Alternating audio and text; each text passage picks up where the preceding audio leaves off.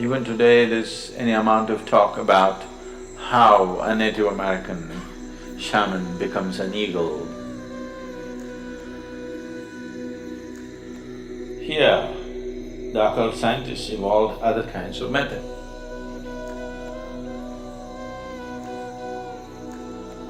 They pick other forms and make the forms work in a certain way. The occult sciences have many aspects to it. Atharvana Veda is all about this.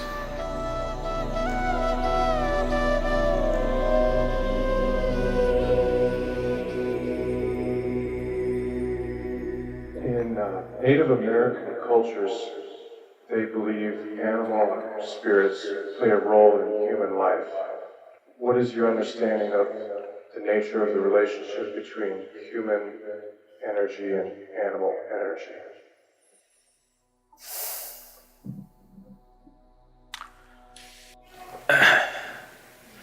See, in certain occult sciences, there are certain things that one can do, but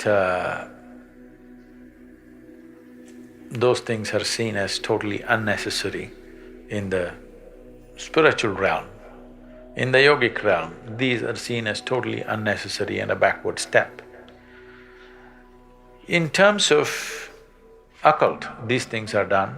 Recently when we were trekking in Nepal, we came across a valley like this where some Nepali tribes are doing occult like this with animals. And these are very powerful processes, but these things were meaningful or useful before modern technology came because you could do certain things. There is a whole tradition of shamanism where it is… even today there's any amount of talk about how a Native American shaman becomes an eagle, becomes a fly, becomes a wolf, transforms himself into some other form and gets there and all this. So these are not just stories, it is very much a possibility that one can transform his form if he wishes to. So, about people taking on the forms that they wish according to the convenience is not a new thing or it's not an unheard of thing. Almost in every part of the world it is there. Particularly it is being publicized in a big way about the North American and South American shamans these days, about shamans becoming eagle and becoming wolf these two forms are very common for them. That was not unheard of here, but it was looked down upon in this culture. There it is being looked up to because this is not spirituality, this is occult. Here, our occult scientists, I call them scientists because they are that kind, they don't bother to convert themselves into a bird or an animal because the risk, because when you take on the form of something else, this body has to be preserved and it can always be misused. So, there have been incidents where somebody left his body here in some safety and let's say became an eagle and flew for some time. But when the eagle came back, the body is gone. Now what does the eagle do? An eagle comes and sits here and says, I'm a yogi. Pathetic state, isn't it? Because you cannot fly, you think being an eagle is a big thing. Being an eagle is not a big thing. Though he flies high, he's only looking down all the time. It's better to sit here and look up rather than go up and look down. Really. So, here, the occult scientists evolved other kinds of methods. That is, they themselves do not take on other forms, they pick other forms and make the forms work in a certain way. They will take a certain animal, usually One thing that is heavily used is a chicken. Oh, you think that's a waste, huh? You know, the chicken has to be young and vibrant chicken, uncooked.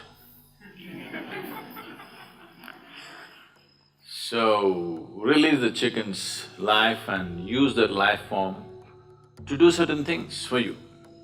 Rather than you taking on the chicken's body, you make that chicken do things controlled by a remote-controlled chicken, all right? A remote-controlled chicken is better than you becoming a chicken, isn't it? Because you becoming a chicken, there is a risk. You left your body and you went out as a chicken and tried to do something and you've become somebody's tandoori. So, they evolved better, more sophisticated methods to deal with the same things. So, yes, the occult sciences have many aspects to it. One Veda is dedicated towards this, Atharvana Veda is all about this. If we want to practice certain things, we could, but we don't allow such things here. Because what's the point? All that'll happen is, you will get into more serious levels of ignorance. If you could change two bodies, this and that, you will get more entangled in the process of life than you are right now. Just the sheer power of it destroys you in so many ways.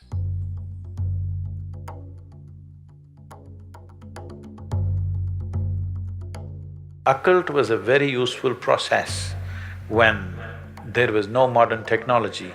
They used it as an access to the physical world in certain ways, but it involves so much of struggle to get there. But today, occult is not so meaningful anymore because almost everything that occult could do and more, modern technology is doing.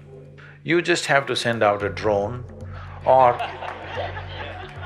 turn on your television or just your phone screen will tell you everything that you want to know. So you want to know where the rain clouds are, so you had to do something. Now it's not necessary just the weather channel. I'm saying it's unnecessary effort. So, it's better to focus on you evolving beyond your animal nature rather than developing a relationship with animal nature. How to get rid of the animal within you, that's my work, not how to connect you with animals.